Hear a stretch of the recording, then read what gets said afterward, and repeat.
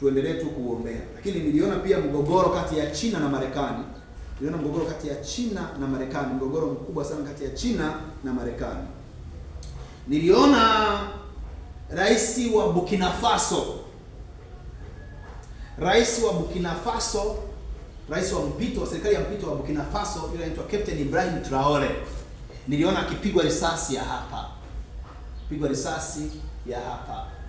Risasi ambayo ilimfanya akaanguka hapo. Risasi ya hapo.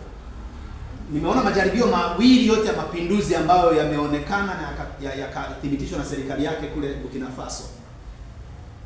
Wale wapenzi wa mpira, Burkina Faso ni kule kwa Aziz Ki.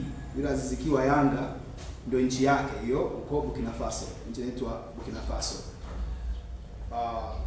Niliona shambulio tena lingine, hili lilikuwa ni baya sana. Pigwa risasi mbaya sana. Kwa hiyo namwombea mimi binafsi, kwa sababu ninavyomuona kwenye ulimwengu wa roho ni mtu anayesimamia haki. Haleluya.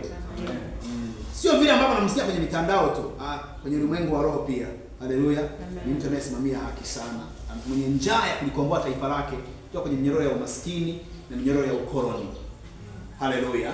Amen. Kwa hiyo na wewe ukipata nafasi muombee. Wewe sema tu, Baba Mungu, katika jina la Yesu Kristo namuinua rais wa Burkina Faso, msaidie, mtie nguvu, msaidie kuepuka mitego ya maadui zake katika jina la Yesu. Amen. Ukifanya hivyo unakuwa umefanya jambo kubwa sana.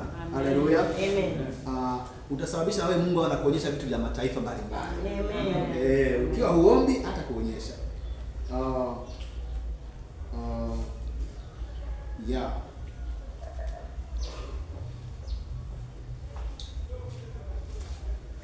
Kwa hiyo ni hivyo. Nafikiri huyu nabii ningeutoa kwa